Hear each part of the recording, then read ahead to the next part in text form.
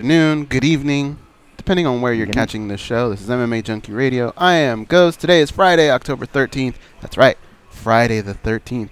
Nobody? That was pretty good. Yeah, it's a very scary day for some people who are very superstitious. Obviously, everybody else on the panel didn't give a shit. It's just Friday to them. This is Dan Tom over here to my left. To my right, he's not here yet, but he will be. It will be Brad Tavares, UFC middleweight. It's coming off a big win at UFC 216 over Tavares. Eddie Alvarez will also join us on the program. He is currently coaching Tough 26, so we'll get his thoughts on that. And he will be facing Justin Gaethje coming out of that season. Ben Fowlkes, one of our writers here at MMAjunkie.com, he will join us in the second part of the show, as will Campbell McLaren. He is the CEO of Combate Americas. It'll be a very fun show.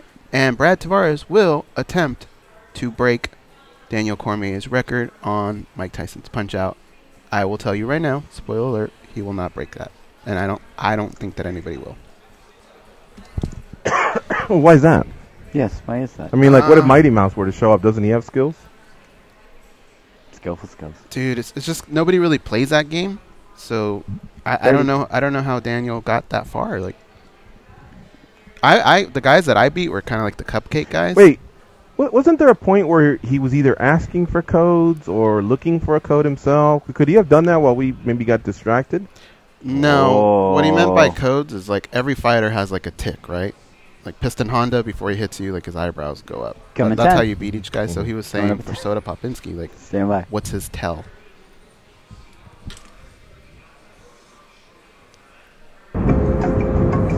This is your captain speaking. We are making our descent into Las Vegas McLaren Airport. On behalf of our crew, we'd like to thank you for flying MMA Junkie Airlines. Now please fasten your seatbelts and put your tray tables in your upright position because the descent is going to be a little bit bumpy.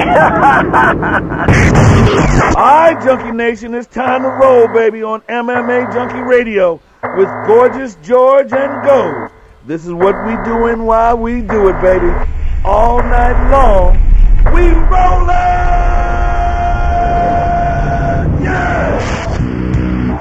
The MMA Junkie Radio revolution is upon us. Can you dig it? There's no escape.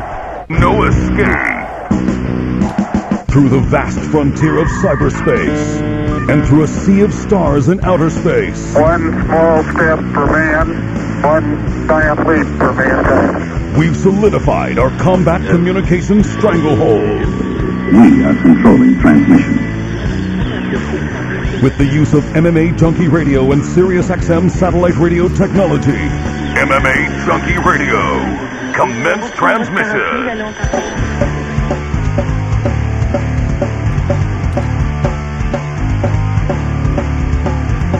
Live from MMA Junkie Radio HQ in the fight capital of the world, Las Vegas, Nevada. Here are your hosts, Gorgeous George and Goes. From the fight capital of the world, inside the beautiful Mandalay Bay Racing Sportsbook and an undisclosed location in the southwest portion of Las Vegas, it's the MMA Junkie Radio Show, the only show that matters. I'm your host, Gorgeous George. With me, as always, is the devious and dastardly Goes, our ace co-host, Becky's handling all the producing duties. It's Danny Otto, our newest addition, Dan Tom, the best fight analyst in the game. What's up, fellas? What is up? I'm in a great mood today. How about you guys? Everybody going to follow suit, or is somebody going to be a sourpuss? I'm up and up. Danny? I'm in a good mood. George? I'm in a good mood today. Yeah, let's get to it. What's up? Callers, you guys in a good mood today? We're great. Because if you are... All this despite the fact that it's Friday the 13th. The only way to conquer Friday the 13th is to take it head on. Go ahead. Walk under a ladder. I dare you. Damn. I don't know if that's a good idea. Didn't Razor Ramon do that before his ladder match with Shawn Michaels? SummerSlam 94, baby. One of the best. Hey, yo. By the way, I dare you, but I won't be doing it. A, I struggle to walk, and B, I think I've had my share of bad luck for the last few months. So you all go ahead and do it. Let me know how that goes. Let me know when Brad Tavares arrives, so I can give him a proper intro. He will be our guest co-host for the day, UFC middleweight, coming off a big win over Tavares at UFC 216. So stoked for him.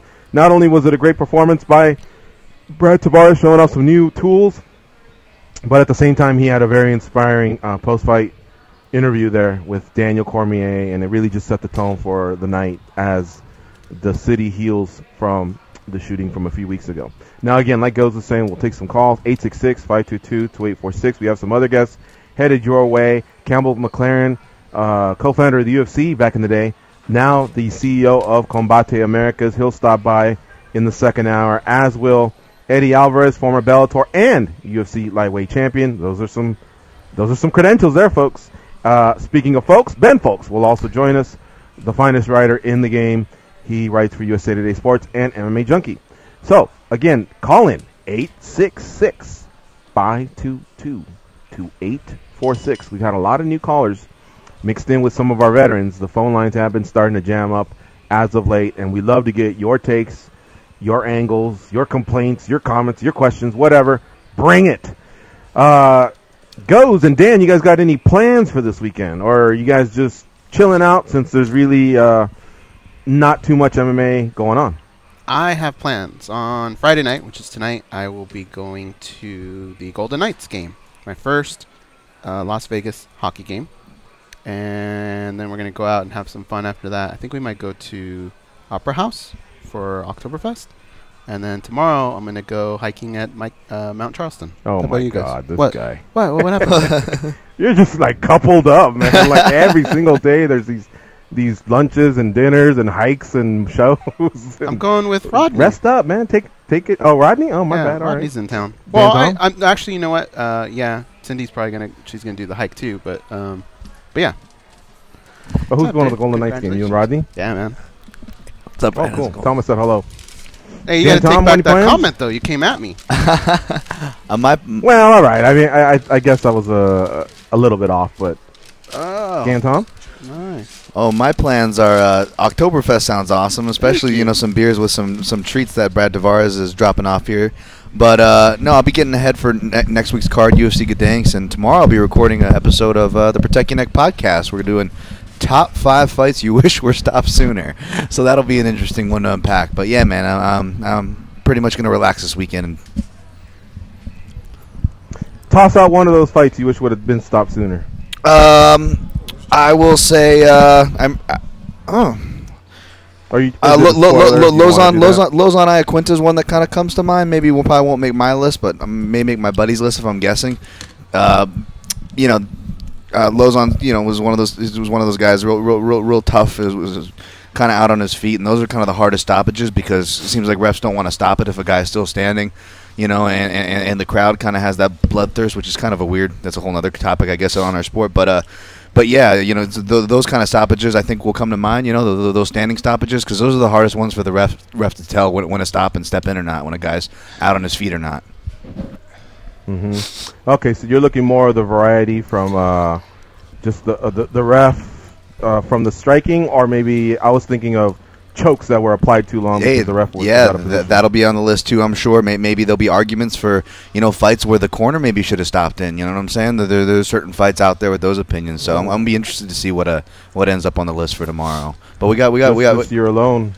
Gavin Tucker and Rick Glenn jumps out at me. Oh, but I no think kidding. you were going to point to fellow Hawaiian Brad Tavares in the studio, UFC middleweight, coming off a win over Talis Latis at UFC 216. Welcome, Brad. How you doing? What's up, brother?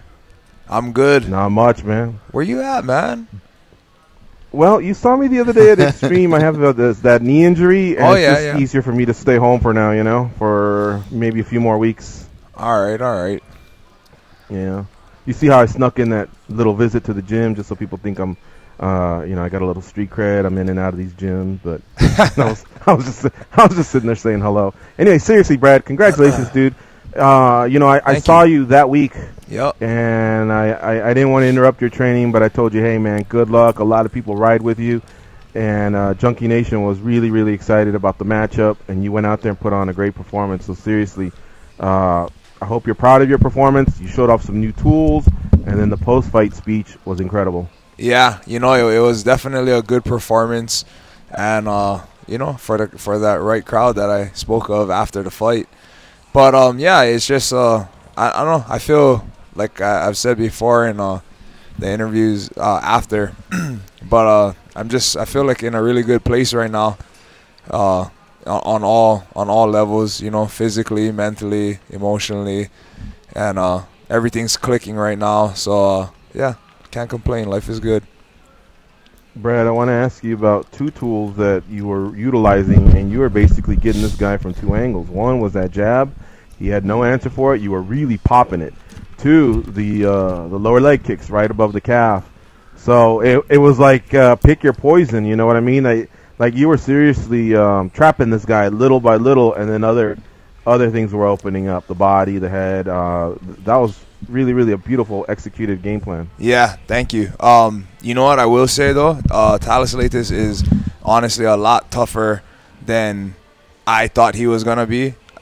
Maybe a lot tougher than people give him credit for. I've hit people with that leg kick in practice and have dropped them during sparring, so not trying to really hurt them, with shin pads on after like one or two. And my man ate, I don't know, countless number of them until finally in the third, you know, I started giving out. But he still kept coming the whole time. And it just goes to show how tough that guy is, because, you know, you see in fights, most recently, I think it was Jeremy Stevens and Gilbert Melendez, you know, he couldn't take too much of those. And you know, Gil is super tough as well, kept coming, but, you know, got dropped, I think, two times almost every round. And that just goes to show how tough Thales is, you know? Yeah, most definitely. We've seen, you know, I think Michael Chandler, former teammate of yours, he took some tough ones out in Bellator from Brett Primus. Benson Henderson, he's always had those, well, not always, but at least in the last few years, he's had those in his arsenal. And, of course, that fight you mentioned, Stevens-Melendez. So, definitely, that's one of the techniques of the year that's been put out there and used effectively. Talk about the jab. I mean, the jab is really where a lot of strikers start, but a lot in MMA, people come from different backgrounds. It takes a while to really not just learn it, utilize it, perfect it, you know, make it effective. Yeah. Who I guess finally put you in the right direction and got you to be so comfortable so you could utilize it and be so effective with it? Well, I think, you know, honestly, I mean, definitely Ray has helped my game tremendously and put me on a new level. But the jab specifically, that's something that from the beginning of my career, I've always pretty much had. If you watch any of my early fights, in fact, I've always, you know, fought with a good jab. Like I don't know, that's just always been my go-to. To me, it's your closest strike. Well, besides a front kick.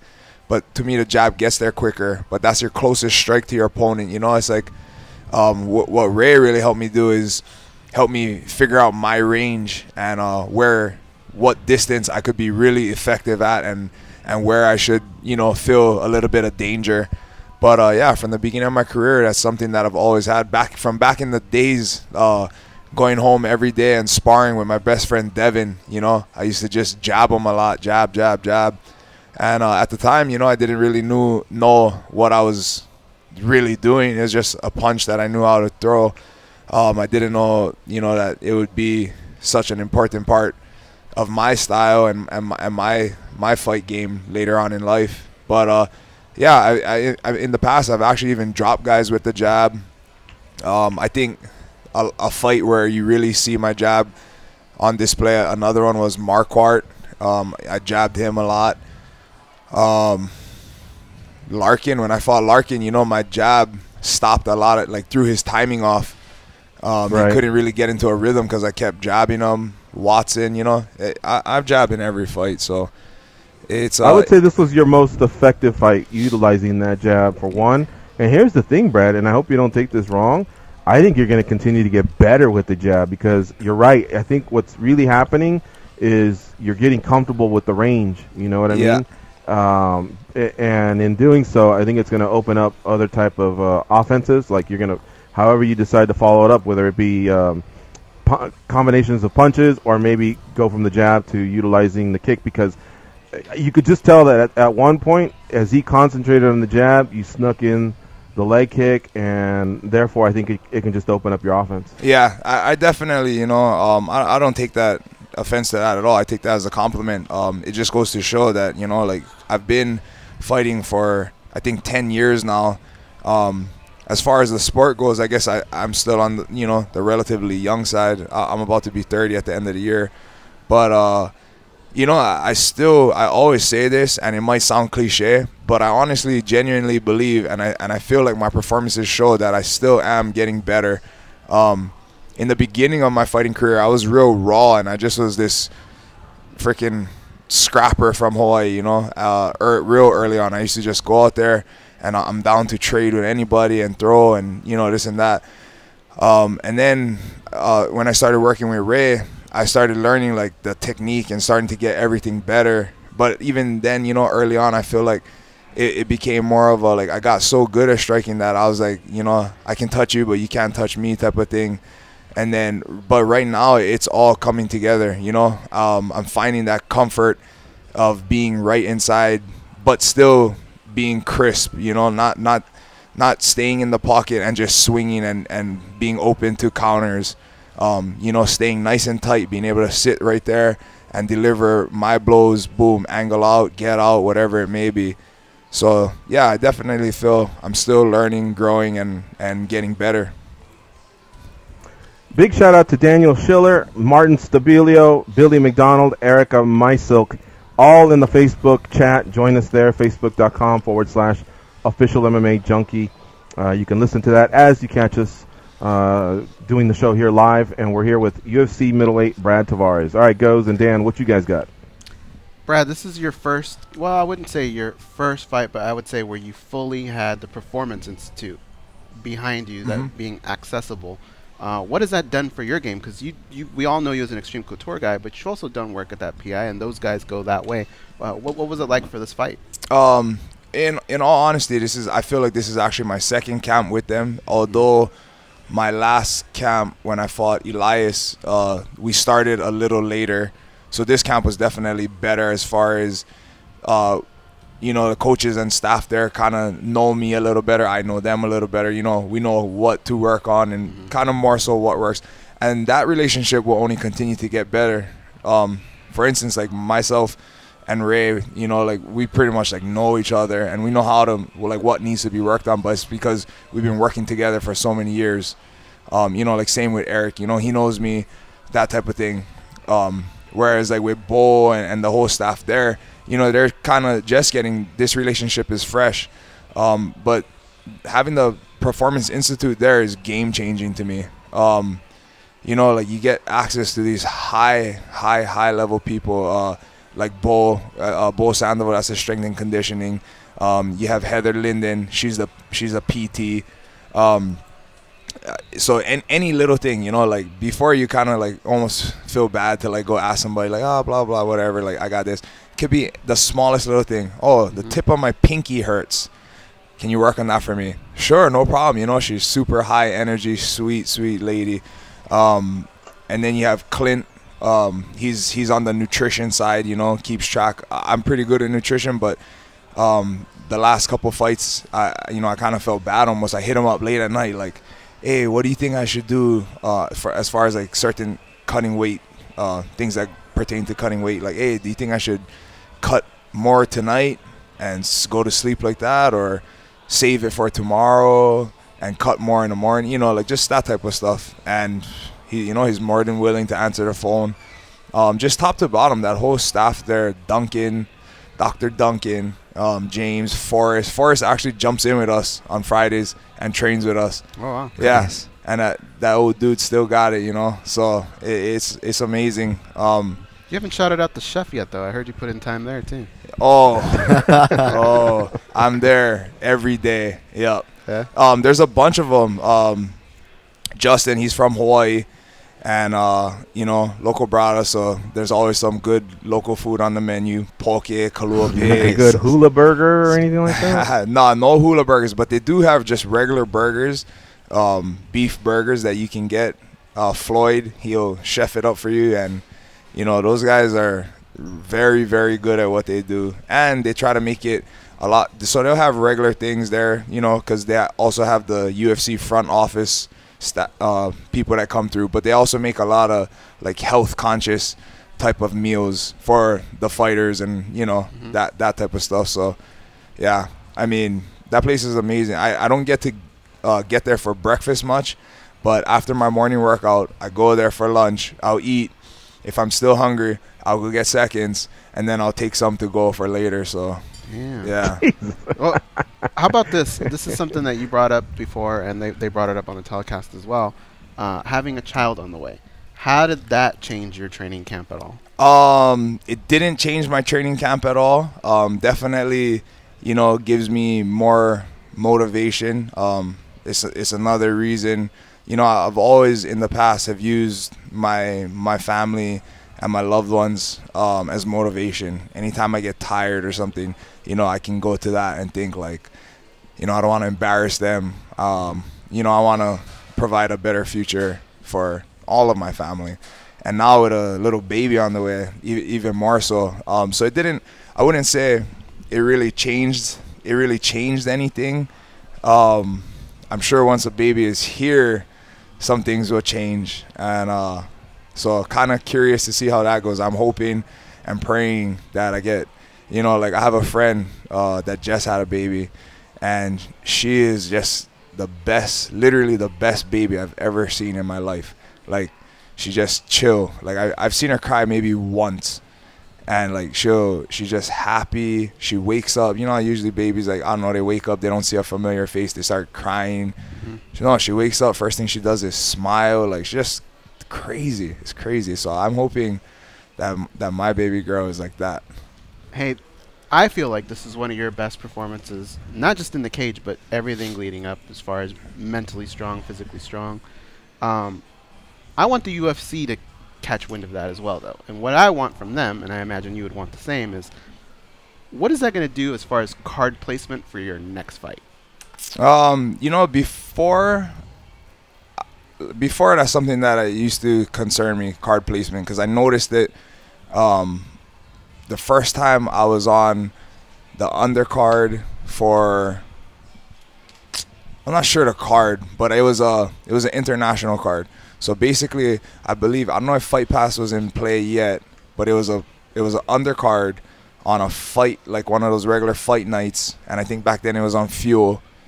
So undercard on Fuel in a foreign country, and sponsorship money was minimal, and it's, you know, and it makes sense, like business wise. It's like, you know, like, why would the American sponsors want to spend money on you, and nobody's really gonna see you. Your fight is coming on at some weird time on a station that not everybody has on the undercard, you know. So it was hard. So back then I used to really like, oh, okay, we're gonna campaign for main card and higher up slots and, you know, this, that, whatever, because that really made a difference.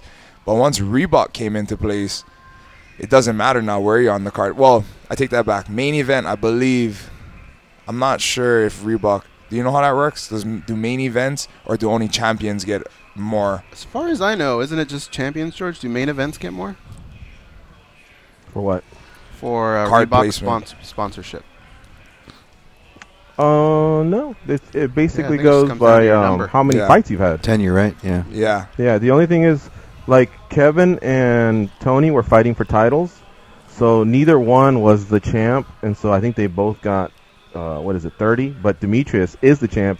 He got 40, and then other than that, Ray Borg probably got 30, and then after that, I guess it's 20, 15, 10, 5, 2,500 or something like that, all depending on whether your fights 1 through 5, 6 through 10, 11 through 15, you know, and so on. So I'm sure, you know, like, in all honesty, I'm sure that the main events for, like, those big cards like that, like Kevin, Tony, all that extra airtime they're getting, and what is the build-up they do to it, like the UFC's version? Yeah, the countdowns. Embedded. Yeah, so, you know, there's a little more plug space for them, so there's opportunities for them. But as far as, like, everybody else just getting paid on the Reebok, it doesn't matter if you're the first fight, the fifth fight, first fight on the main card. You know, you're getting paid according to how many fights you have. So it was something that, you know, doesn't really matter to me. The thing that I do think that does, though, is it would have been nice to, I think more people have access to, like, I think what the prelims are on FX, then they do Fight Pass. So I think more people would have got to see the fight that way. But yeah, I mean, hopefully it was weird. I mean, I'm not like bitter about it being the first fight. It was Right. it is what it is, but it was weird, like not having anybody before me. Well, you know what they say, Brad. You know, at a certain point, you only can control what you can control, especially when we're talking about like the politics. So speaking about controlling what we can control, the only thing you can control is your performance. Now, I'm with George and Goes. I think it was one of your best performances to date. Not only was your jab on display, but you were conducting traffic. You know, you always have answers defensively, your triggers, offensively. You have answers everywhere, but you were really just conducting traffic really the whole night, it looked like. But that being said, if you were grading yourself, do you have any critiques on that performance and anything maybe you want to change and showcase on your next performance? You know, definitely just I wanted to put him away in this one, and I hurt him a little bit, but you know, smart veteran fighter, he clinched up and got his bearings back. So yeah, just, you know, I definitely want to start putting these guys away. But I definitely, after I watched it, I seen some things that I did that, you know, I don't really go into it. But so what I like to do is watch my fights and think like, okay, the next guy that fights me, what is he going to try and pick up from this? Yeah. And change that so that now when he comes out, he's expecting one thing and it's different now, you know? So nice. So I seen already, I won't go specifically to what I'm talking about, Right, but right. I already seen like 2 things that that is going to be different the next time around. Better. Or just different so they're not, not expecting. I like that. Yeah. It's awesome to hear. George? All right, guys. Let's take a commercial. You're listening to MMA Junkie Radio on Sirius XM Rush 93. When we come back, we can take some calls. We can cover the latest news. For example, Paul Felder. He'll be taking on Ally Aquinta. Guess where? UFC 218. That card is stacked. We'll talk about all that. We'll continue talking to Brad when we come back. And we also have guests in the second hour. Eddie Alvarez, Campbell McLaren also headed our way, as is Ben Fowlkes.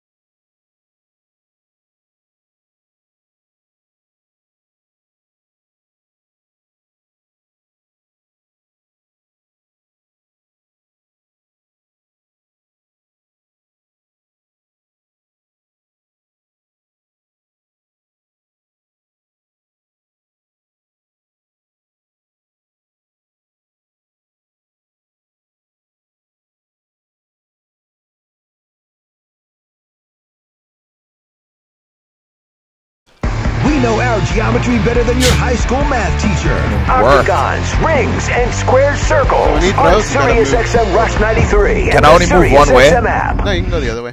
Oh. Mixed martial But arts, is there a certain boxing, way I pro need to wrestling, and move? so much more. Yeah. We So are you're just Sirius moving too XM early. Rush 93. Listen anytime on the Sirius XM app. What happened? Oh, round is up. You got to KO him or you're going to lose the decision. Oh, it's only 3 rounds? Uh-huh. Because they have 2.5. I'll be right back. Final round. What are they saying? Let's see. Bro, put on some Madden Pretty 18 healthy or- coming out of this fight. Oh yeah, definitely. Not a scratch, or I won't say not a scratch. I had literally had scratches on my neck. That's about it, and one on my eye. Oh, I'm moving too early. I'm too fast for my own good. That's probably what it is. That was really cool how you got up from the takedown. You got up quick. I don't even think technically they credited him with it. Oh, they didn't? Nope. Because I Well, seen you like hit the that ground though, right? the after fight Was it stats. because you got up so fast? I guess because he never really secured it. I don't know. Gotcha. Because it after the fight or whatever, you know how they show all that. I don't know what it's called. That's the one time I held my breath, if I'm honest with you. Not to say that, oh my God, automatically you're done. I'm just saying, like, that's a strength of his, and I could tell he didn't like the stand up. So I thought, okay, let's see what kind of work this kid does. But fuck, he got up so fast, it had to be demoralizing for him. No, and you know what? Definitely, I knew that going into this fight that because there was a bunch of times that wait, we're not on the line, huh? Or right now, yeah, right now, just the video is. But there's a bunch of times that I felt like I could have freaking, and I definitely would have to anybody else, like hip tossed him so many times. Like he was leaning so much that I could have, but I was like, you know what? I don't want to put it to where he wants it to be. And I knew that at some point he would try to pull guard. So I was ready for that. All right, watch this bracket. Back in 30. How it's done. This is how old people used to do it back in the day. What other games you guys have? Just this one. What? You only have one game? This is the staple, though, for... Bro, you don't even have Duck Hunt? Oh, that would be fun. Mario? The original Mario Brothers and Duck Hunt, the split. So you can go to the body, go to the head. How do you go to the body? Just press All right, guys, down. come back at 10. Down when you punch. Up when you punch. George, is we to the got head. Brian in Boston. Down is to the body. Oh, shit.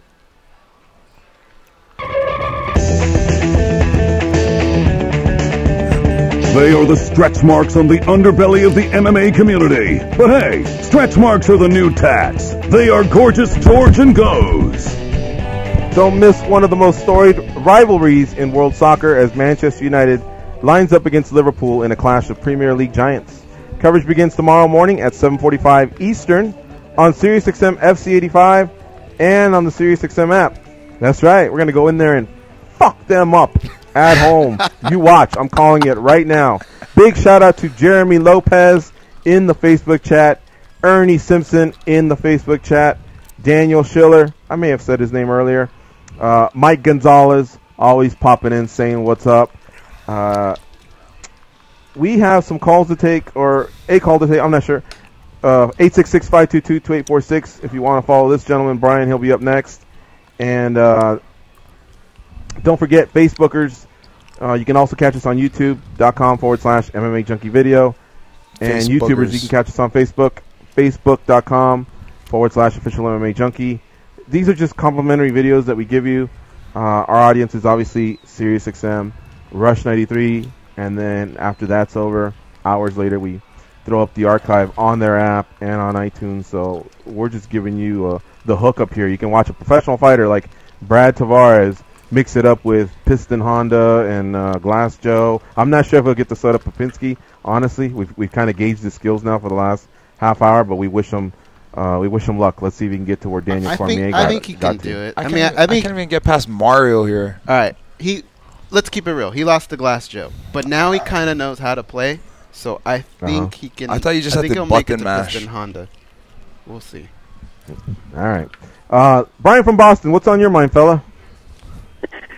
Hey, boys, is there any way that we can put that loss to Glass Joe on Brad's official MMA record? Somebody add it to Wikipedia. It'll stay up there for about 10 minutes. Hey, I got a quick comment on Mark Hunt, and then I'd like to dive into something else if I could. Like, is there anybody cooler than Mark Hunt? Like, everything he said yesterday, isn't there, like, someone in your life or your past boss that you would have liked to have said that to but can't or don't have his mass or, you know, the ability to do it? I read that, and each line just kept getting more and more obnoxious. I'm like, gee, this guy's a king. He's definitely all in, man. He's coming at Dana pretty hard. But, you know, we'll talk a little bit more about this with Ben Fowlkes. If you note the article that he did on this, so many ways to take this. It really all started with an article that he put out. You know, UFC reacted to that. But, of course, there's many factors behind that, many layers behind the story. There's currently a lawsuit going on. You know, and in the past they haven't really had the most acrimonious relationship. So we'll see. We'll talk to Ben a little bit more about that. But I hear exactly what you're saying, man. This guy's just unloading on the boss. Yeah, it's just funny. You know, I'm not a big Instagram guy, but I saw that and I was like, that's great. Hey, one of the reasons the reason I'm calling is, you know, I've been a lifelong UFC fan, and I'm getting a little concerned about, like, the way the divisions are shaking out right now. Like, 125, 135, and 145 all seem to be pretty solid. We know who the champions are. We can get an idea of the contenders and what the next... I'm not interrupting them, am I? No, go ahead. No, sorry. Go ahead. But then, like, 155, 170, 185, and 205, I feel that those are the money divisions, those are the glamour divisions, and I feel like they're in such flux when you factor in McGregor, then you factor in, you know, GSP fighting at 185, where I think we all know eventually he is going back down to 170. We have Tyrone Woodley right now saying that, you know, he may not be able to fight, so they're talking about interim titles, and we all know what John Jones did to the 205. So I feel like the glamour weights right now are a mess, and we can't get a direction on, you know, okay, well, who's the champion? The interim titles, enough of the interim titles. I get it that you have to have them on a card so you can sell it as a title fight. You know, like all of a sudden we're stupid and you can't figure out that, you know, it's a title fight, I'm buying it. No, that's not how it works. So, well, let's take it one by one. So, you know, what happened with McGregor, he goes up. If you think about it, the cost of having McGregor, I mean, we always wanted a fighter like McGregor to come in and do what he did, and he definitely opened up a lot of eyeballs. Marked himself as one of the highest grossing fighters in the history. He chased history and he got there. He became a 2-division champion, but the cost was 2 divisions were put on hold. When he asked for time off, it wasn't out of line. He had fought 4 times in 11 months. And again, this was great for the company, great for the sport, great for our website traffic, great for our radio show. So it's not like we were exactly shedding tears.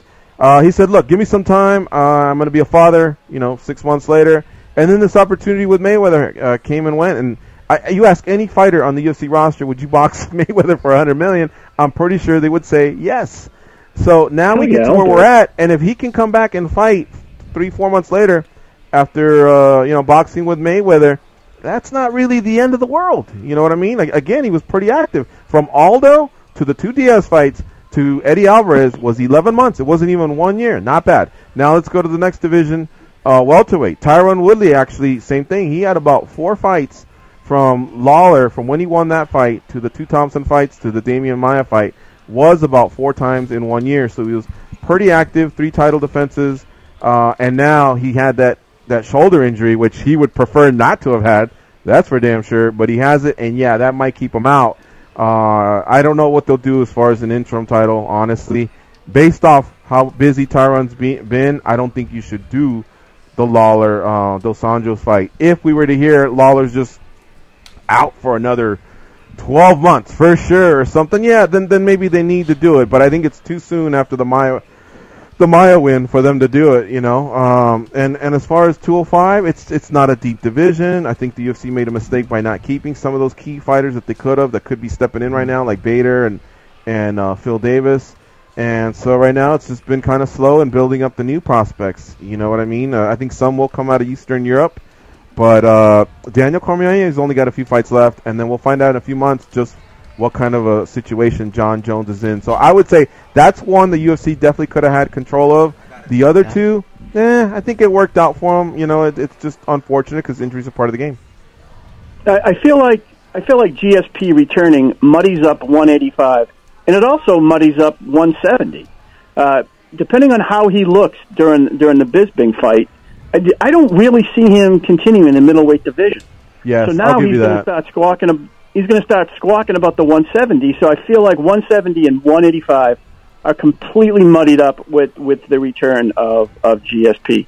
And I don't remember ever seeing the divisions this confusing over the 20-plus years that it's been around. So I'm hoping over the next year it settles in, we know who the champions are, and then we see the pecking order again.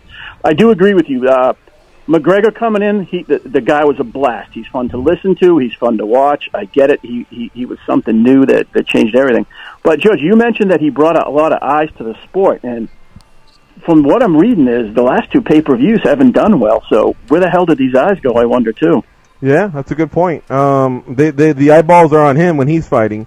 But, yeah, I don't know we can attribute these two. That's probably something maybe we can even lob that towards Ben Fowlkes, see what his thoughts are. 215, 216 did not do as well as people thought. 216 had the unfortunate shooting 1 week before. Maybe we can, loop those two together. But 215 had nothing. It was just right in the middle of summer. It could just be that,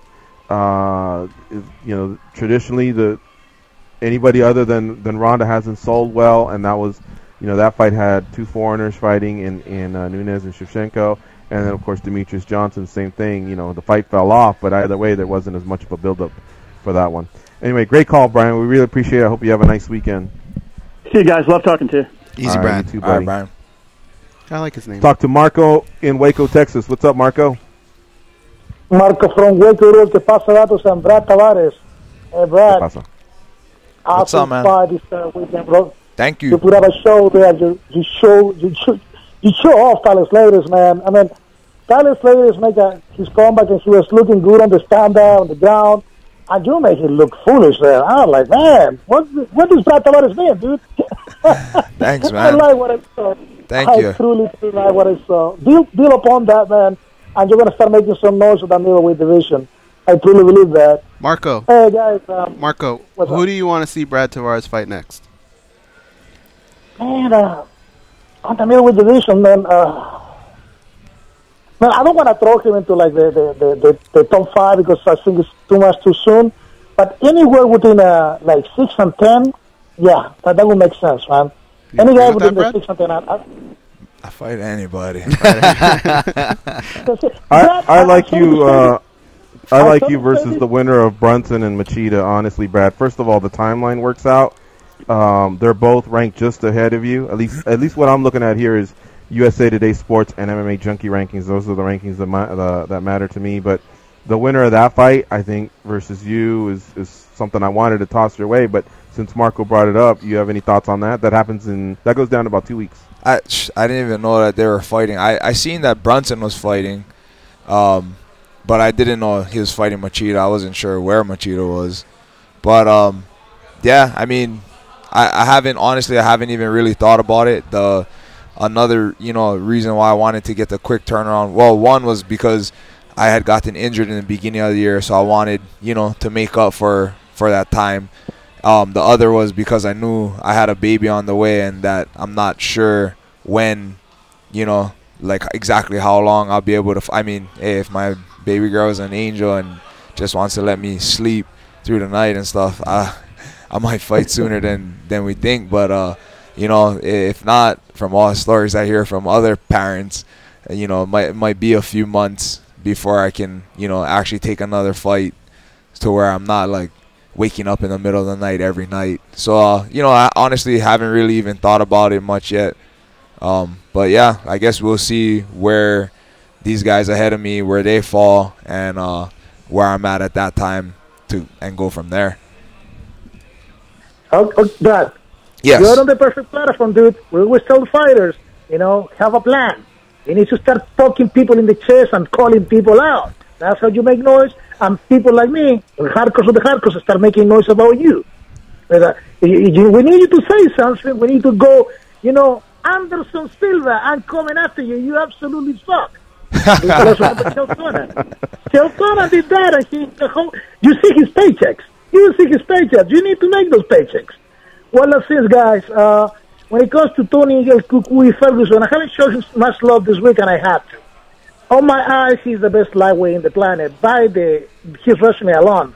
His 10-fight winning streak is second only to Demetrius Johnson's 13-fight winning streak. An all-time, just behind for Silva's 16-fight winning streak. Let's show the Cucuy some love. I mean, Conor McGregor, he's so great, he's so good, but in my eyes, he's not the best lightweight in the planet. So we need to start making noise with the fans, and you the guys from the media, you the fake news media, like Donald fucking Trump said, to start pushing for this fight, because this is a fight that needs to happen. El Cucuy versus McGregor. Peace out, dudes.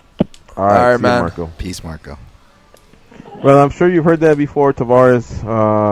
The call-outs do kind of seem to get you to the front of the line. The UFC seems to embrace those fighters. I know you have that side to you, but at the same time, I guess you're more of the kind where someone pushes you, you push back harder. But I guess have you thought, now that we're tossing out some names, is there another name other than like maybe what I tossed out, the winner of Machida and Brunson? Anderson Silva is fighting Kelvin Gastelum pretty soon, or is there another name out there? I mean, fighting Anderson would be awesome. Granted, if he makes it past Kelvin, I thought Kelvin was going back to 170, honestly. But yeah, depending on how that fight goes, I would love to fight somebody like Anderson. He has the name. He's a legend. So I think that would be an awesome opportunity for me, and a win over him. That'd be huge. Goes, update us. Where's Brad on that Mike Tyson's Punch-Out game? Who's he fighting right now? I Brad don't know who obviously that changed camps at some point here because he was 0-3 against Glass. Bro, no. Go set me up. He's like press down to hit him to the body. You don't press down. Down is to block. You just press. But you gotta hit the punch button too. You just hit the punch button and he punches to the body. Oh, does he really? And if you press up, he hits to the head. If you press down, he blocks. My bad. All right. Yeah. So this Brad guy is set me up. Now he's playing really well. He destroyed Glass Joe, and now he's on Von Kaiser, and he's taking it to Von Kaiser so far. So he's starting to move up. If he beat Piston Honda and won that minor circuit belt, then I would say today was a good day for him, and he could maybe bounce back. Who's Piston Honda? He's the champion in the little minor circuit that you're in right now. How much fights do I get to him? Okay. He's the next fight. Okay. Yeah. All right, I got a couple of announcements. There's a few fights that have been announced. Talking about that Winnipeg card that we brought up yesterday with Rafael dos Anjos and Robbie Lawler. Jose Aldo will now meet Ricardo Lamas in the co-main event. Again? Mike Perry versus Santiago Ponzinibbio. They're also been added, and this was talked about a few days ago, but I'll throw it out there in case anybody didn't know. Glover Teixeira will meet Misha Serkinov. So solid 1 through 4 there for Winnipeg. Big shout out to John Rico in the YouTube chat and Matt V 277 in the YouTube chat. Let's take another break here. You're listening to MMA Junkie Radio on Sirius XM Rush 93. If you want to follow up to Brian and Marco and participate in the show, it's 866-522-2846. Stay close.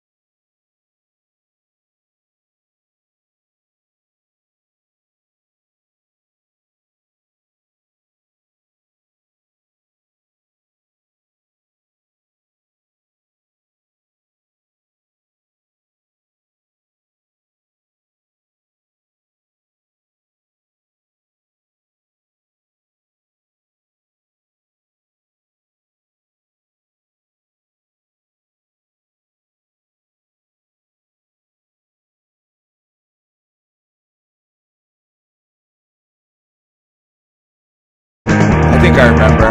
Oh, what? To link into the MMA Junkie Radio Network, hit us up on Twitter.com at MMA Junkie Radio. This is MMA Junkie Radio. Here are your hosts, Gorgeous George and Go. SiriusXM Fantasy Sports Radio gives you the best fantasy football analysis. They'll tell you which players you need to have in your lineup and learn how to make winning trades. Get expert fantasy football advice now on Sirius 210, XM87, and on the SiriusXM app.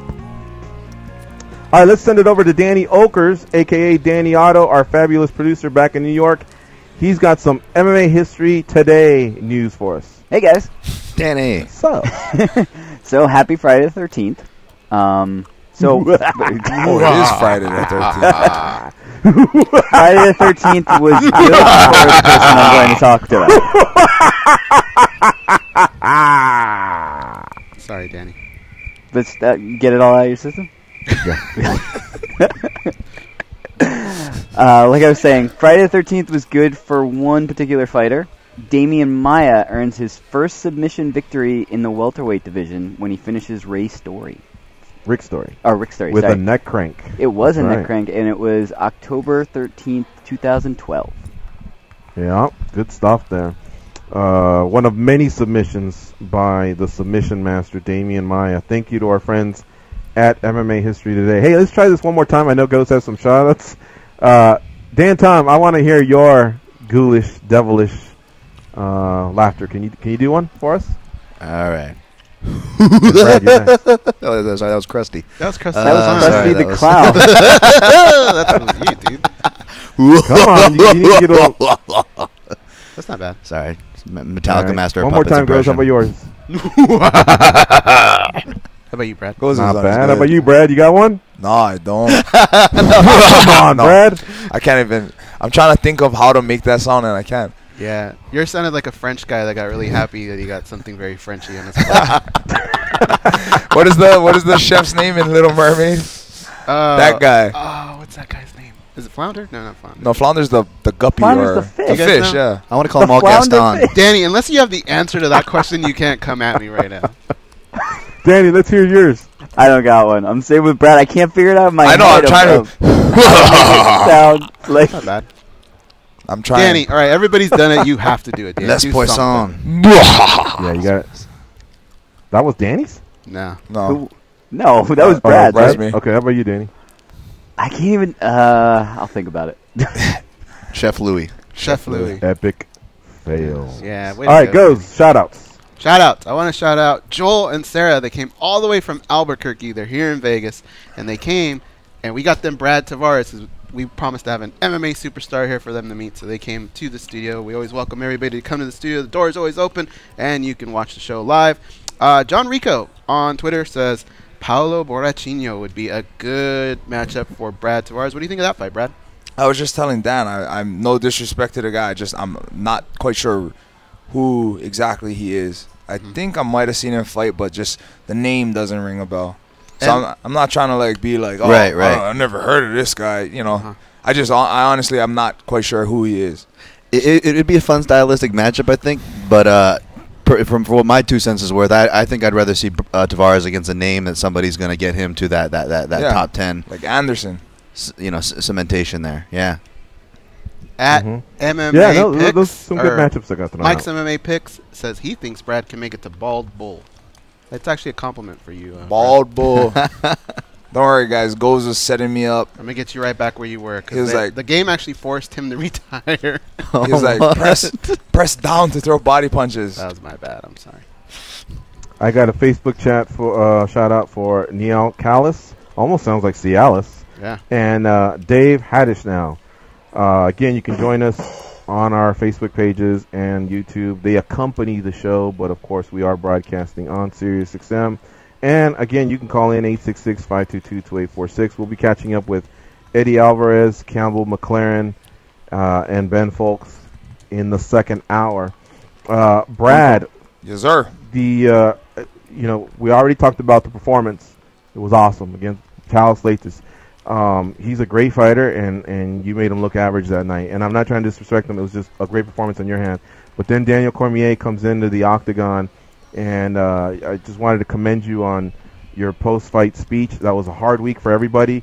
You obviously know where you're at right now, where we're located, so we took that one hard as well. Yeah. And at the same time, we can't expand too much on it because of ongoing investigations. We've just kind of been staying a little bit away from it, but I wanted to tell you that it was heartfelt. A tear came down my eye. I was watching at home. A, I was happy you won, but B, I really thought you had some really nice words, because that coming from a professional athlete towards an audience that is healing. You know, there was a lot of responders there. There was a lot of people, you know, that were victims. That meant a lot, and you could tell it was from the heart. So really want to commend you on that as well. Thank you. Yeah, Dana told us the day before that there would be 1,500 first responders in attendance, and like I said that night, I'm not sure how many of them were there at the time, but yeah, I just wanted to get the message through. You know, we appreciate them and not just specifically them, but everybody, the civilians as well that were there to help each other. I mean, you guys are right here, so you guys felt the vibes all week of, you know, how weird it's been down here. And but like I said, you know, to see the way Vegas came together to support one another and came together as a community to, you know, really pick up the pieces of what had happened and just try and help as much as they could, was, you know, it was something else. Definitely. All right, let's sneak in one more call here before we get to the top of the hour. Who do we got, Danny? We've got Jim in Long Beach. Jim in Long Beach, what's up, man? What's up, Jim? In Long Beach? Jim. Oh, Jim. All right, well. Bad connection, I guess. He must have, like, cricket or some shit. Maybe try again in the second hour, Jim. We reached out to you, but you weren't there. All right, folks. In the second hour, we are going to be talking to Eddie Alvarez, Campbell McLaren, and Ben Fowlkes. Scattered in between, we will be able to take some calls. So, Jim from Long Beach, if you're listening, call back. We'll definitely try and get you in. Anybody else, same thing. 866-522-2846. Our guest is Brad Tavares, our guest co-host for the day. He's on Twitter at Brad Tavares. Give him a little bit of support there. Huge win over Talis Latis. And now he's taking on the likes of Piston Honda, Soda Popinski, Ball Bull. How far will he get? We don't know. That's why you need to keep it locked on MMA Junkie Radio here throughout these breaks that we take. We have to pay some bills. We'll be right back, folks, after this sports update and break.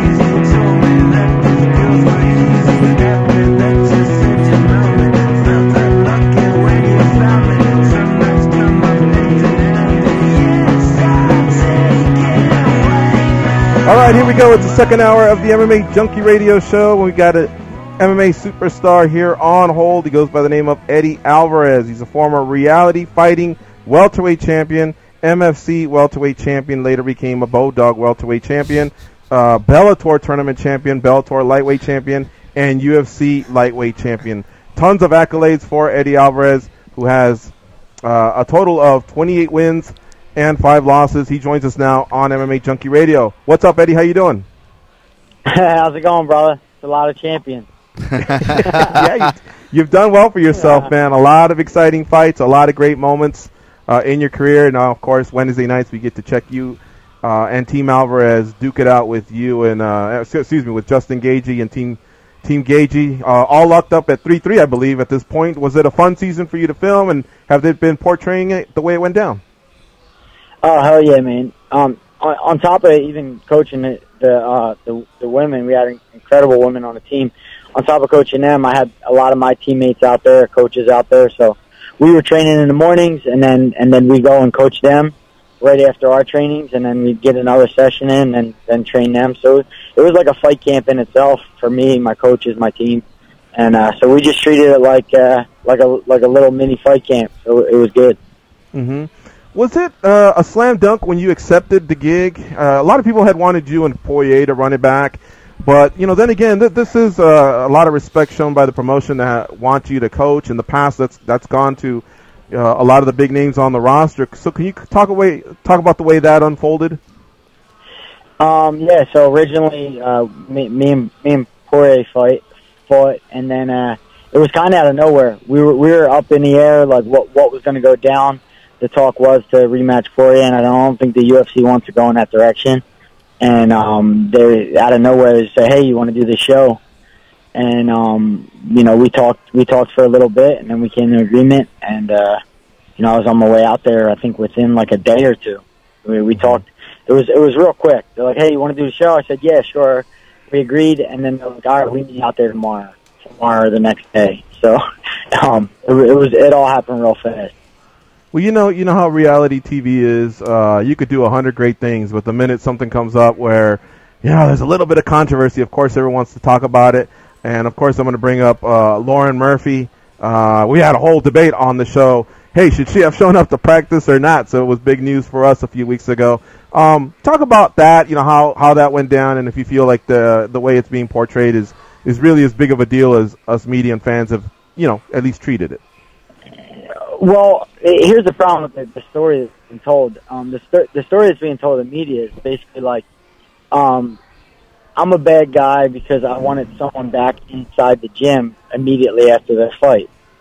And that was barely my gripe with that girl in particular. Mm-hmm. Like, that was barely my gripe. That was the smallest thing that was done that I didn't like that was done that she did.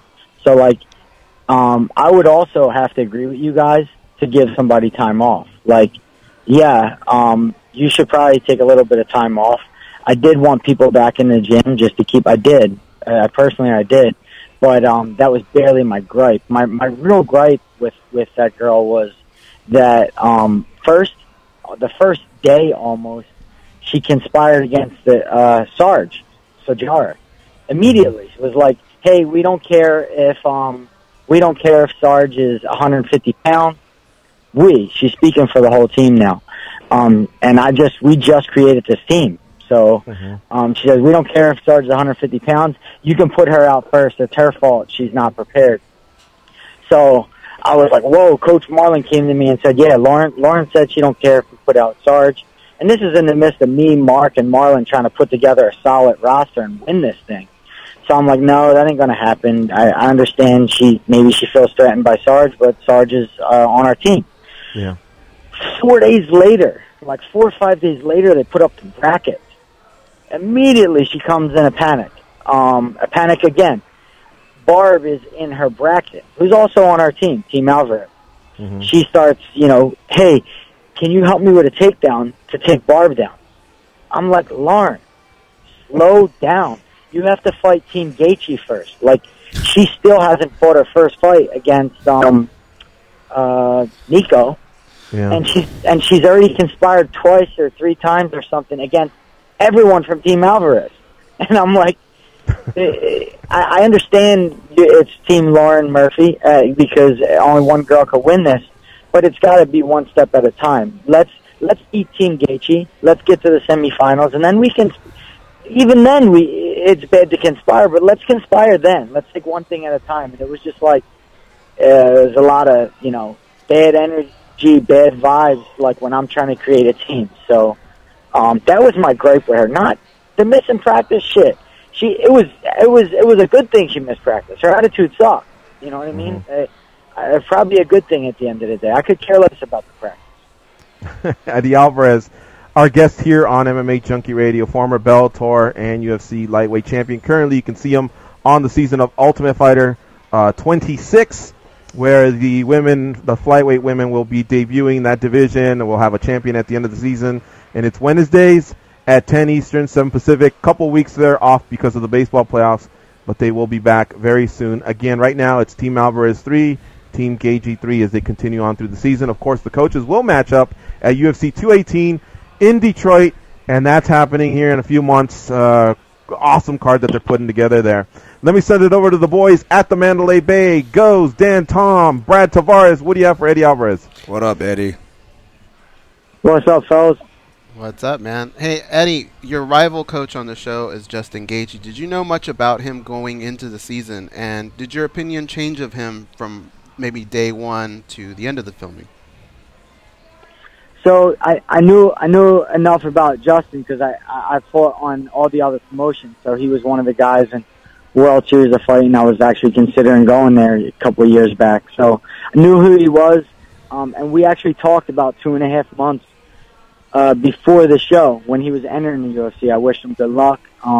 He's always been a cool cat. So like, I wish I could bring up some beef for you guys and say I smacked him in the face or I shoved him, but there wasn't much there or drama to be told on that level. He's actually like a hell of a human being, and he fights like a demon. So it was all good on that level. The thing about Justin is he's been able to drag people into his style of fight. When you guys fight, I know there's a piece of you, that Philly fighter. Is that little Philly fighter going to come out once a couple strikes are exchanged, or have you just gotten past that and it's all about game plan? No, to be honest with you, much of my training camp, it's not. What I'm trying to do is not let a couple punches go by before that comes out. I'm gonna do a full round in the back, and I'll be out hot. I'm coming out. I'm gonna come out of that tunnel hot, and we're gonna get right to it, right from the gate. And that's more than anything, more than jiu-jitsu, striking, boxing, whatever aspect of this game you want to talk about. More than anything, that's the aspect I've been working on. Is kind of, if I can explain it, just not giving a fuck. That's what I'm working on. Nice, Eddie.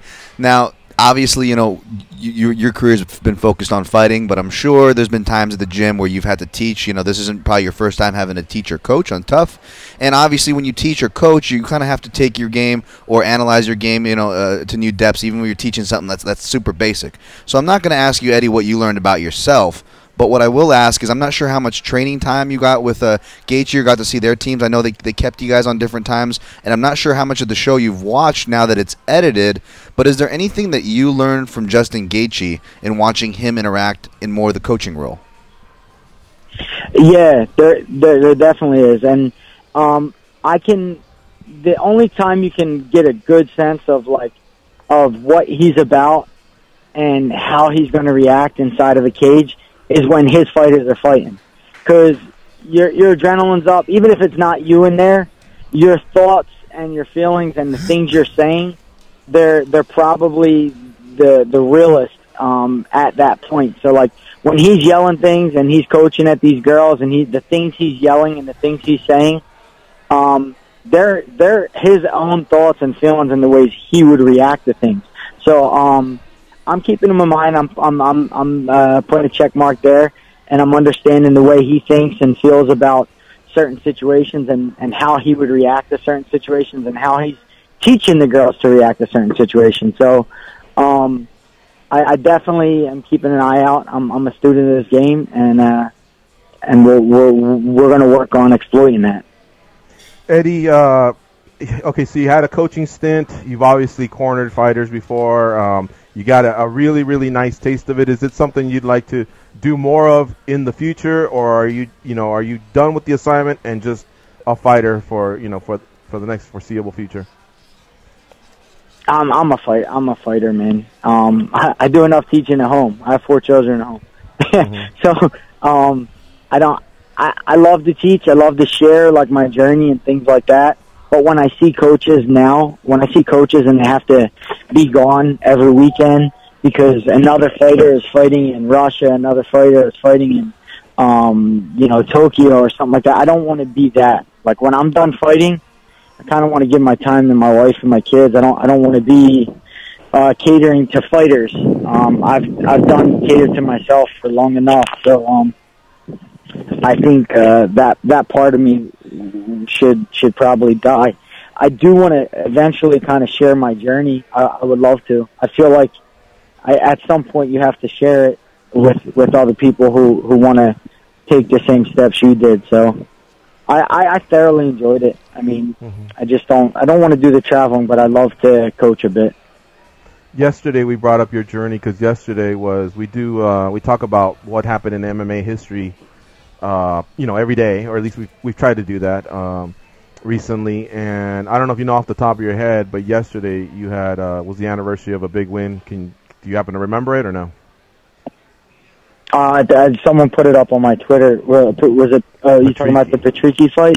Yeah, in Windsor, Ontario, Canada. Head kick and punches.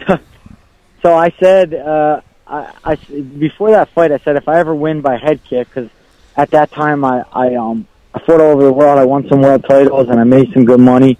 I said if I ever, all I want is a head kick and then I'll retire. I'll be done. So that was my head kick knockout, and of course I didn't retire, but it was a great knockout. Do you ever look back? Okay. I mean, yeah, I guess look back at Bellator. Obviously, great accomplishments there. But when their cards come up, are you still as interested as when you were part of the organization, or are you just all UFC? No, I think the problem was I think Bellator was stronger when they fought every week. It's hard to compete. Bellator made a name for itself because they had fights every single week. Bjorn Rebney, no matter what people talk of him or even myself have said bad about him, one thing he did good was he got Bellator on the map because they had fights every single week, like every week, just the same way the UFC does now. So I think the issue with Bellator that they probably need to correct is they need to put more fights on, like to become more relevant. People are really people are very, very forgetful, and I think you need to be in their face every week, the way the UFC is. Wow, we were just saying yesterday maybe they should have less cards and just fatten them up, have more of the talent on lesser cards, kind of subscribing to what the UFC used to do, where you look forward to a pay-per-view. But TV contracts change all of that, and I understand what you're saying. I mean, I guess there is something to counting on Friday night fights, Tuesday night fights, or when an organization gets on a roll like that, it is pretty cool. Well, they own their own day. I think they made Thursday the Bellator day. So me, you, and all the other fans, whether you watch UFC or not, you started saying Thursdays, hell, there's going to be a Bellator card on. So, but that no longer is. You don't know. You can't depend on a Thursday it being a Bellator fight. And not only that, I feel like the fighters themselves are a little bit. You got guys like Mike Chandler who are fighting once a year. That guy needs to be in the cage. He needs to be in front of people's faces fighting. There's a lot of fighters sitting who are mad about that. I know that. And on top of that, the promotion isn't as in your face as they used to be. One last thing before we let you go, and we appreciate the time as always. Eddie, U.S. born, Philly bred, but of course you do you have a background from Puerto Rico and family. And I wanted to ask you, are your family and friends safe? And can you talk about that? I mean, that's devastating what happened to that island. So my father's from Puerto Rico, but he came to the United States and was raised in an orphanage here when he was like 4 years old. So like I don't have I don't believe. I think my grandmother who just passed lived in Puerto Rico, but she moved to the States and she got sick. So none of my family was there. So I didn't have anybody there, but yeah, it's definitely in our thoughts and prayers for sure. And you know, the Alvarez name, there's no denying my Puerto Rican heritage, and I'll always be proud of it. And if there's anything I can do, you know, I'll be there. Awesome, my man. All right, well, thanks for letting us catch up with you. You got a camp that I'm sure is either in full force or just starting out for that big fight you got coming up versus Justin Gaethje at UFC 218 in December, early December in Detroit. So I hope you have a safe camp, and you know, good luck in that fight. Hopefully we'll catch up with you on Fight Week. Thank you, Brett. Hell yeah, thank you guys. All right, we'll see you. All right, Eddie. All right, let's go from a superstar inside of the cage to a superstar behind the pen or behind the keyboard or however you want to call it. USA Today Sports and MMA Junkie's very own Ben Fowlkes. What's up, Ben? How you doing? Hey, guys. Thanks for having me. All right, man. Thanks for joining us here on MMA Junkie Radio. Of course, we got Goes and Dan Tom back at the studio along with our co-host for the day, Brad Tavares. And first of all, Friday the 13th, does it freak you out at all? Or are you good? Bring it on. It doesn't freak me out any more than any other day freaks me out, which is to say I'm mildly freaked out right now. All right. Well, listen, people call us and they've been asking us about some of these stories that have been popping up, and I said, we got to get the writers in here, one of the writers in here who can carefully explain and give us their clear thoughts. I think sometimes Goes and we're just getting to know Dan a little bit better. We fanboy it out, and I don't know that our perspective is always best, but you always come in with a clear head. Mark Hunt and the UFC. Can you believe the way this went down? I mean, you know, I know there's some mini battles going on behind the scenes, but a guy tries to put an article out there just to communicate to his fans, and of course the promotion pulls him based off that article. And on the one hand, you want to say, hey, good for the UFC, looking out for the athletes. On the other hand, you're like, oh, man, you know, now we're missing out on Mark Hunt headlining in his native. Right. Well, I mean, it's not just that. I think, like, if it had been almost anybody else where this had happened, if they had come out and said, you know what, I think I have, like, these symptoms that are really kind of red flag symptoms of brain trauma, and the UFC had said, you know what, that's enough for us, we're going to pull him until we can make sure that this is safe for him to go ahead with the bout, then it would be a little more simple. You could say, yeah, that's a good move. But with Mark Hunt, since he's currently suing the UFC, I mean, it's tough. Like, can you sit there and tell me that if he were not suing the UFC, this would have all gone down exactly the same? I think that's tough to do. Like, it's hard not to feel like there's some connection between him suing the UFC and alleging that, you know, they did not maintain, like, health and safety standards, and them taking this, you know, pretty unprecedented action. Because it's not like he's the first fighter who's ever said, hey, here are some of the effects I think I'm feeling of fighting. And we've never before seen the UFC just completely go, all right, we read that, don't need to talk to the guy, don't need to send him for testing, that's enough, let's pull him out of the fight. That's just never happened before. Mm-hmm. How do you think it should have been handled? Let's start with the Mark Hunt side. You know, he's being honest, he's penning his thoughts, and then, of course, the UFC reacts. I think I know where you're headed. I mean, most of the time, most people can't get away with, you know, coming at your boss like that. In the past, he has, and Dana White still says, hey, I don't hate him. But how do you think this could have been handled better by both parties? Well, for Mark, I mean, he said that basically he did an interview with the Player's Voice, the website, and then they wrote up the story, and that it was taken out of context. And, I mean, that's kind of, if you follow Mark Hunt's history, whenever an interview or something gets him in trouble, it's always the interviewer's fault. You know, it's the same thing that he had with us once with Stephen Morocco, where he, you know, kind of accused him of catching him by surprise. But, you know, so it's tough to know what to do with that. And maybe, you know, he exaggerated his symptoms or something, or maybe they exaggerated the symptoms to make for a better story. You know, that would not be completely unheard of. But then again, it wouldn't be completely unheard of if he is experiencing those symptoms, especially when you think about how long he's been fighting in kickboxing and MMA and the kind of fights that he's been known for having. You know, he's a guy who, for a long time, back in the Pride days, the thing was, Mark Hunt could get hit in the head and it wouldn't faze him, and he'd let you hit him in the head just so it gave him an opportunity to hit you back. So, it wouldn't be a complete shock if he is feeling some effects from that. And if he really is having the symptoms described in that column, then he should not fight. That they should definitely not book him to fight, or at least send him for some testing. But that's one of the ways that I think maybe the UFC could have handled it better. Is it seems like this came kind of as a surprise to Mark Hunt. If you see that and you're thinking, okay, we ought to pull the guy out of the fight for this, that seems like a conversation you want to have privately with the guy first, or with his representatives. Maybe send him for some testing, because one of the first things he came back with was, "I just passed medicals. I've been cleared to fight. Everything is fine." And so you have to be able to cite something saying here's why we think this guy can't fight. And if all you have is this thing that he can claim was taken out of context, it's not exactly the strongest ground to stand on. But I also think the tricky part for the UFC here is, did you just set a precedent? Does it mean that if anybody ever talks this way, George St. Pierre has talked about having memory issues, which he attributed to alien abduction, possible alien activity, which is not necessarily less troubling. But if anybody says that, does that mean they're immediately pulled from a fight, or does it only mean that if they're also suing the UFC? And then there's the question of, what do you do with somebody if you're not going to let them fight? If that's kind of the rule, if you have these symptoms, you can't fight. Can you still keep them under contract? At some point, it seems like you would have to let them go and have to let them, have an opportunity to do something else. But then, if you set that precedent, then anybody who wants to get out of UFC contract can jump up and say, my memory is foggy. I think I have brain trauma. That's so the opening. There's a lot of complex stuff with it. Yeah, especially when I see Antonio Silva out there taking on Rico Verduven.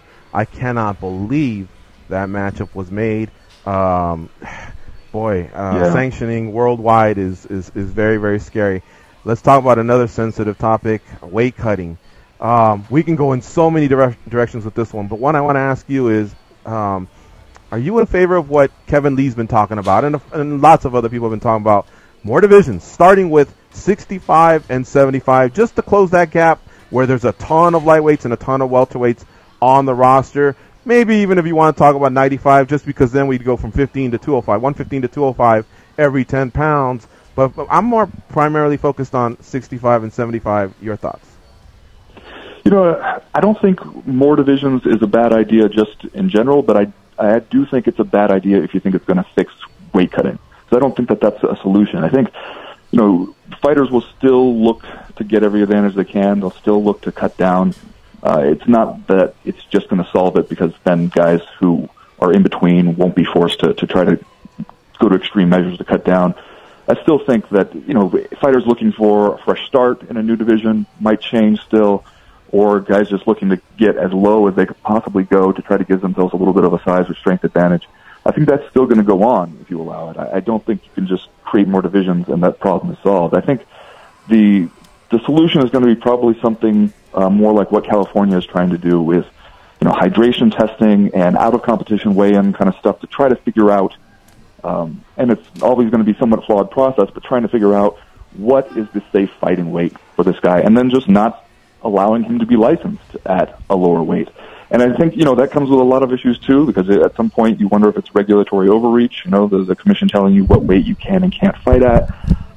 But I think it will have to be something like that. I don't think that you can just create more divisions and count on, fighters to stop looking for advantages in the form of weight cutting.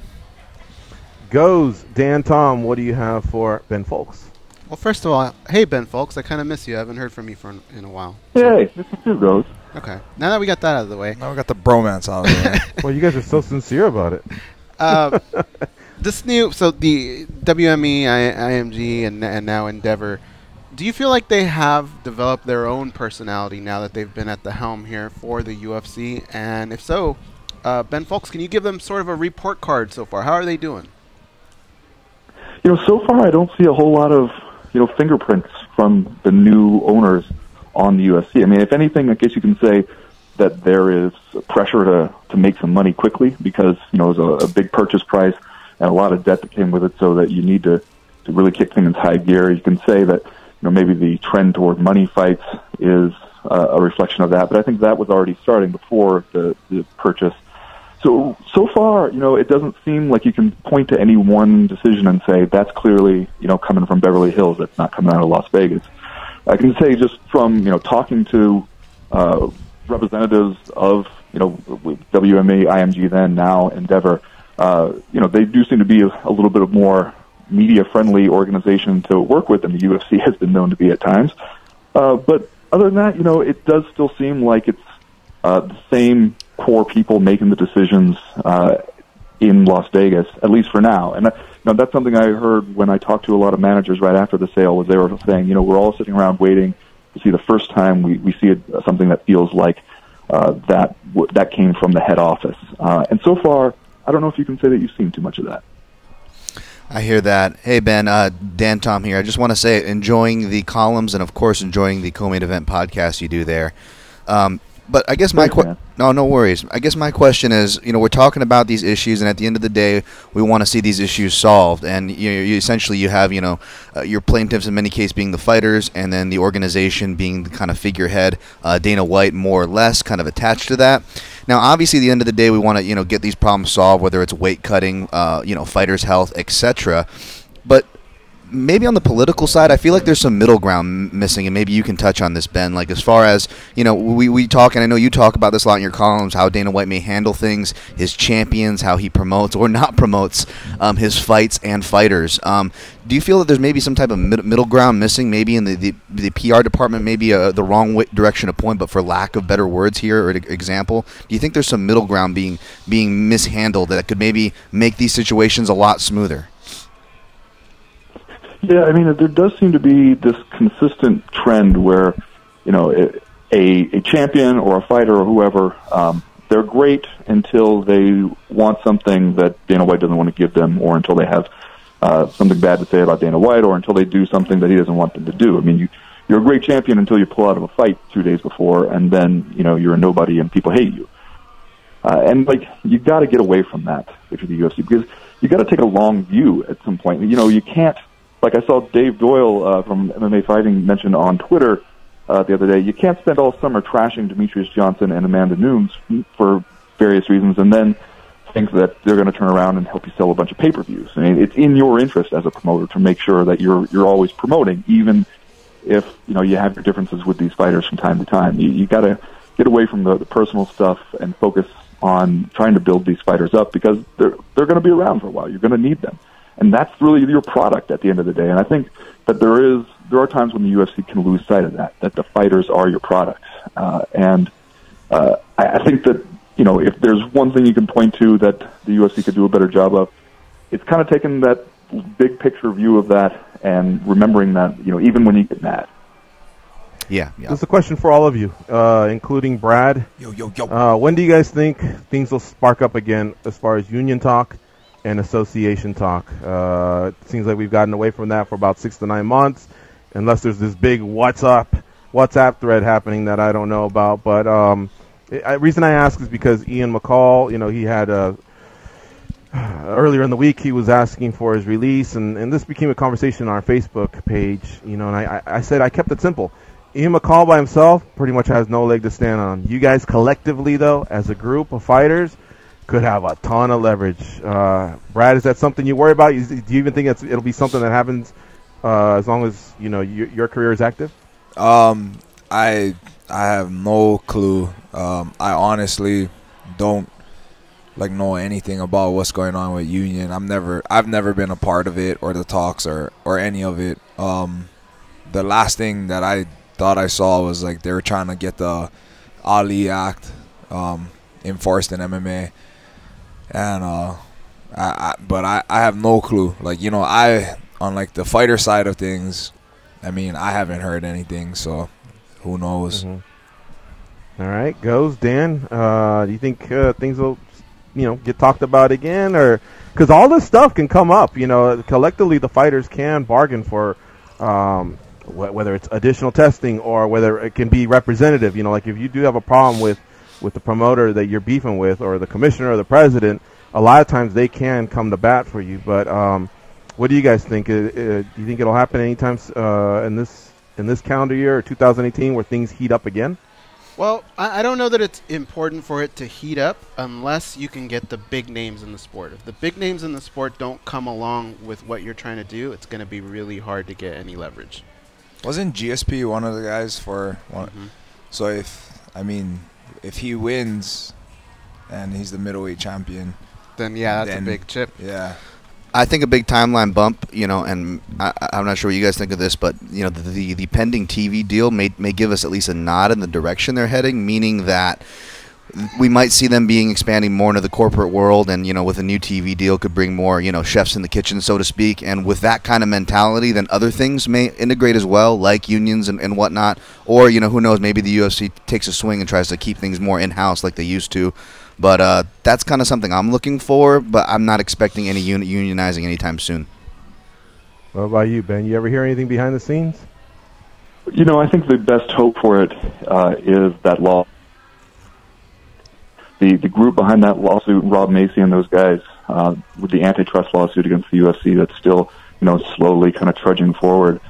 That group, I think, has turned out to be the most consistent, dependable group. You see a lot of the other ones, like the one GSP was involved in, Bjorn Rebney and those guys, where they just kind of pop up, flare up, and then fizzle away, and you don't really hear anything else about it.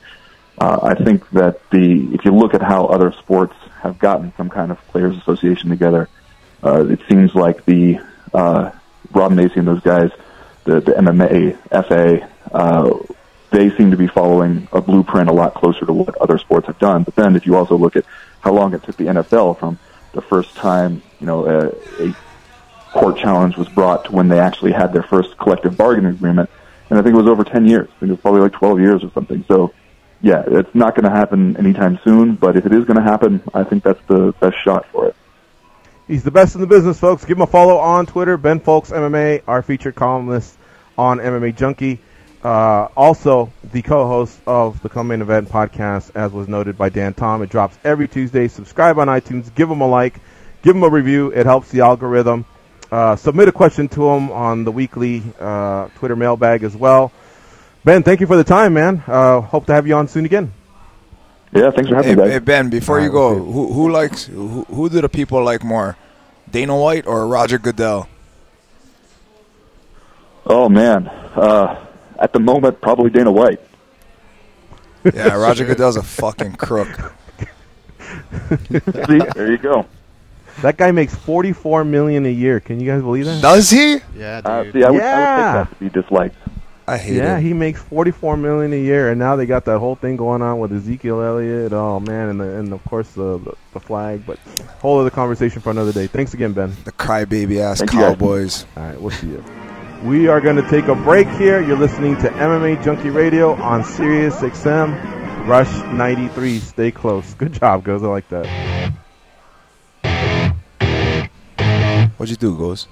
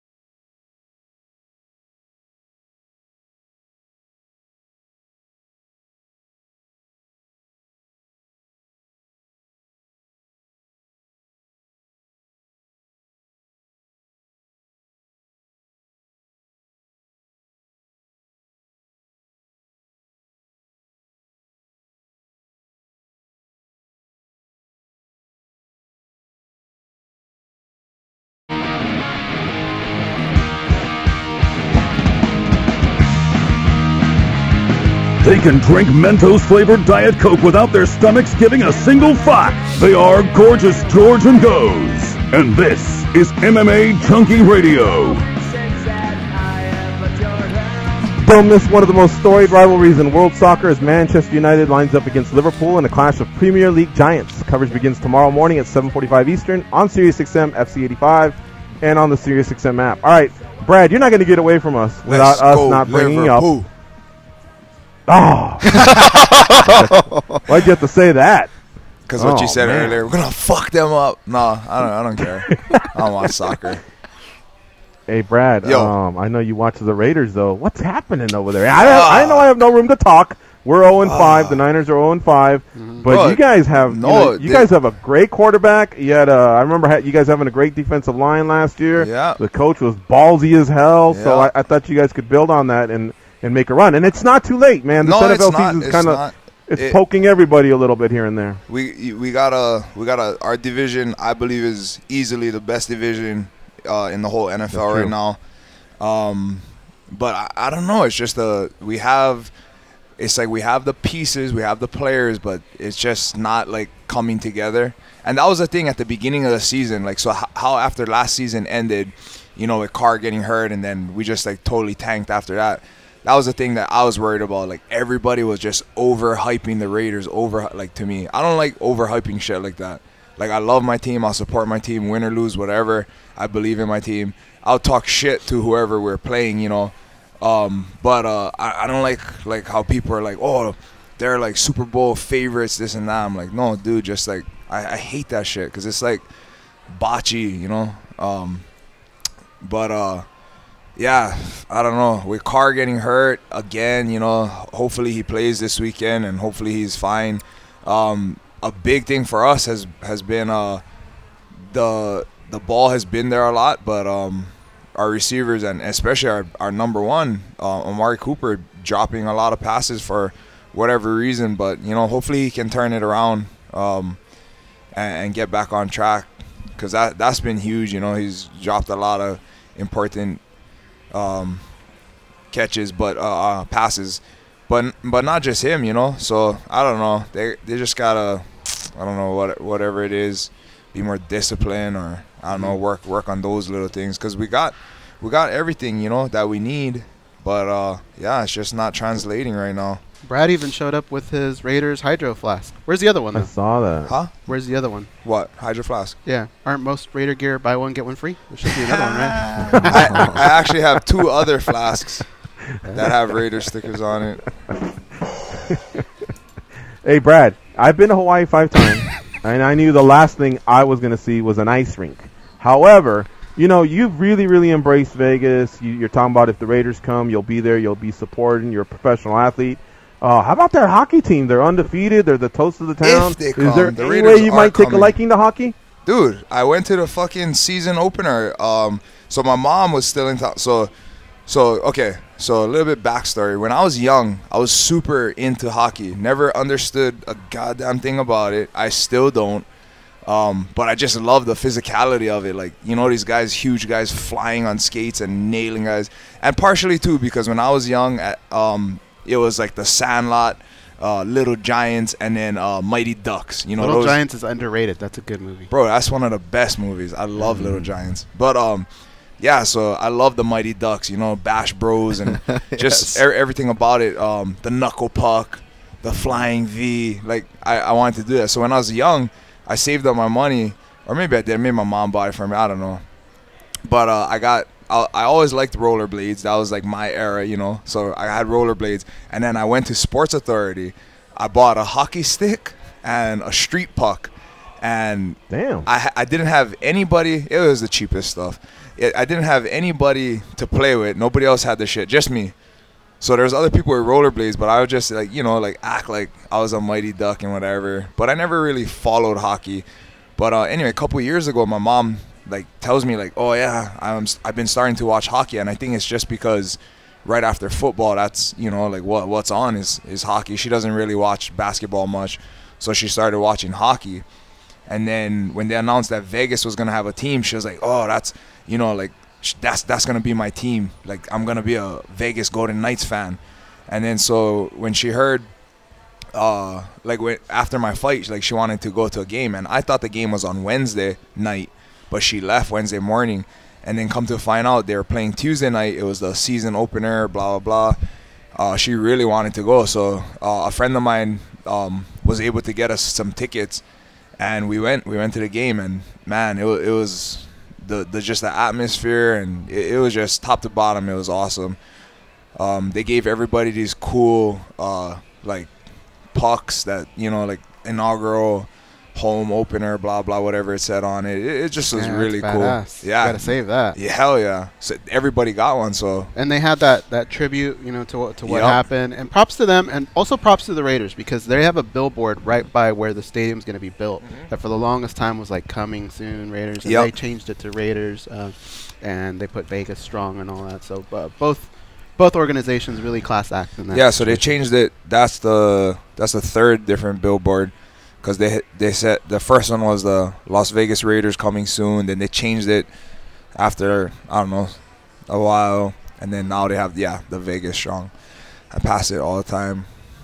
I always look. Would you have been disappointed if they said, "Hey, want to give a shout out to other professional athletes in the audience"? They name off a few more, and they go, "Bart Tavares." No, you know what's weird? I wouldn't care. I'm not. I don't get butthurt about stuff. Would you still do this though, like but a fist bump or something? What? Like, would you still put your hand up in the air, like, yes, I'm Bart Tavares? Yeah, or would you just let it go? I would. They would probably say Brandon for whatever reason.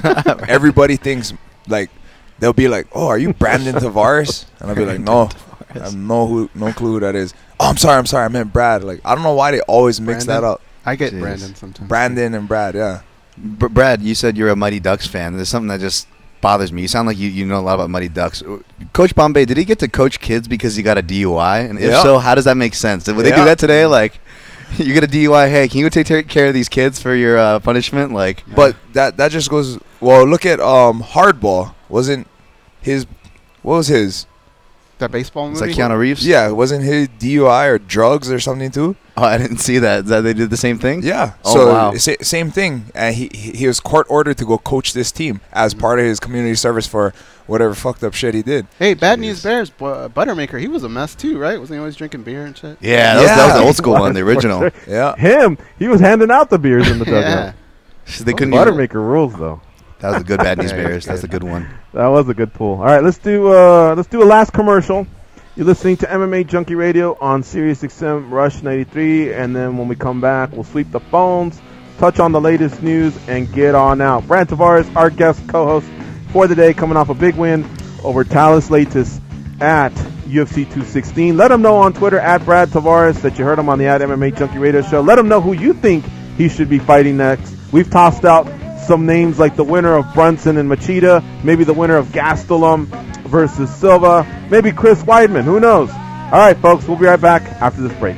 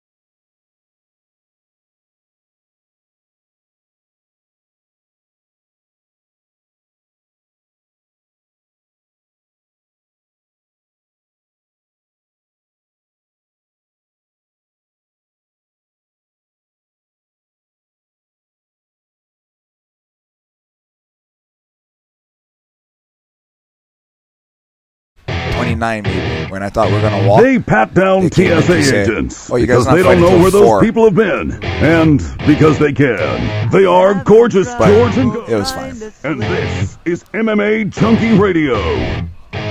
SiriusXM Fantasy Sports Radio gives you the best fantasy football analysis. They'll tell you which players you need to pick or have in your lineup, and learn how to make winning trades. Get expert fantasy football advice now on Sirius 210 XM87 and on the SiriusXM app. Brad Tavares joining us here in studio, coming off a big win over Talis Latis at UFC 216. All right, we're getting ready to wrap up. We got a couple calls, so let's get to them. Matt in West Palm Beach, what's up, player? Hey, what's going on, guys? What's up, player? Hey, so cool fight, Brad. That was awesome, by the way. Watched it on Fight Pass. Real quick, I want to get your guys' thoughts on Volkan Oezdemir. What do you guys think? He's just been kind of making those guys look silly that he's been fighting. Yeah, it looks like he got the attention of the champion, too. Daniel Cormier basically, did some polls on his Twitter feed, and he was trying to ask the fans who they thought he should get next. And I mean, he's 15-1. He's a real deal. Inside the UFC, he's 3-0. He's got 2 finishes over Serkinov and Manua. So those were big names that came along, ranked fighters. I mean, even the one against OSP, even though it was a split decision, it's still OSP. So it's a fresh matchup, and Cormier wants to run that. I think that guy should push back and get that thing going. Gustafsson is obviously still a possibility out there, but it looks like DC really wants Volkan. Yeah, I heard Gustafsson might be hurt or something right now. What do you think of Darren Till and Cerrone going at it? Cerrone's, I think he's on a 2-fight loss, back-to-back 2 fights. Until he's a knockout guy, but going to decision the last few fights. How do you think that fight's going to shape out? Dan Tom, I'd lean on you. Darren Till versus Cowboy Cerrone.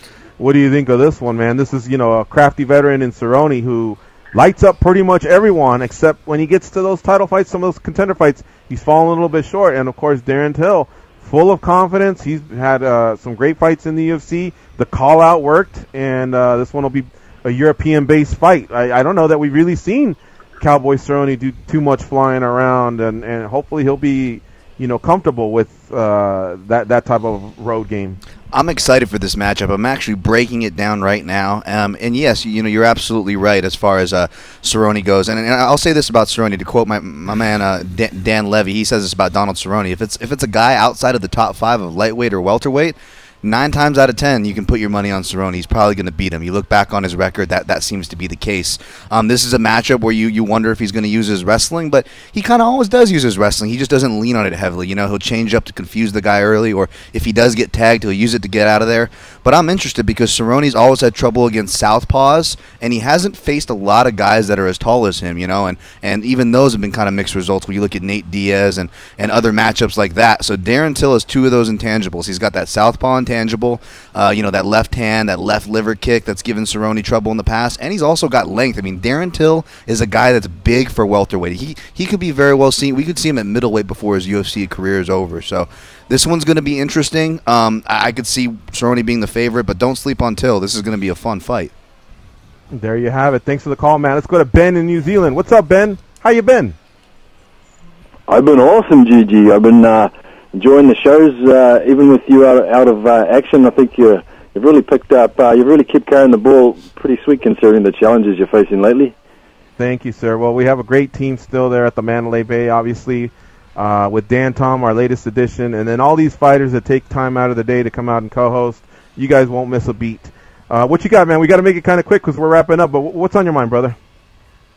Yeah, I know we're short, so we won't talk about Peru versus New Zealand today, but I do want to say congrats to Brad on the win at 216 and this 3-win streak that he's building. And if you can just talk about how being on a bit of a win streak, because he's had a nice long one before, what is the mindset difference when you're on a win streak and you've got good momentum behind you compared to when you are sort of going a little bit 50-50 with wins and losses? I learned from the last time, again, when I was on that other streak, I hadn't really thought about it, and it was the media who kind of brought it to my attention, and then it kind of became a thing.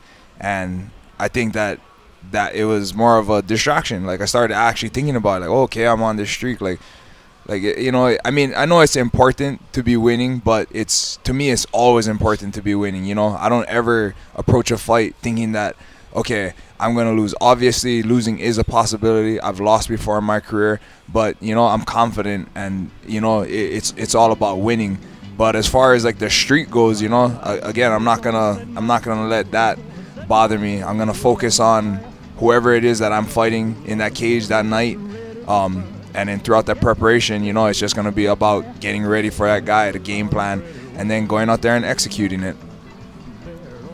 Yeah, thank you very much, Ben, for the call. We got to bounce on out of here. And, Brad, thanks so much for coming in, man. Congrats on the win. The post-fight speech was epic. We loved it. Very moving. And, of course, let us know when that next fight booking comes your way. You know we'd love to support it. And obviously, congrats to you and your better half on the announcement of the baby that's coming. Thank you, guys. All right. Great week with Simon Simano, Tony Ferguson, Bobby Green, John Moraga, Curtis Millender, R.J. Clifford, Lyoto Machida, Johnny Hendricks, Michael Johnson, Evan Dunham, Zach Makovsky, Brad Tavares, Eddie Alvarez, Ben Fowlkes, and Campbell McLaren. We'll have him on next week. We are out of here, folks. Have a great weekend. Keep it locked on, Junkie. The hell with you, Liverpool. For Danny, Dan, Brad, and Goes, I'm George. Be champions. Fever, Las Vegas turning day into night.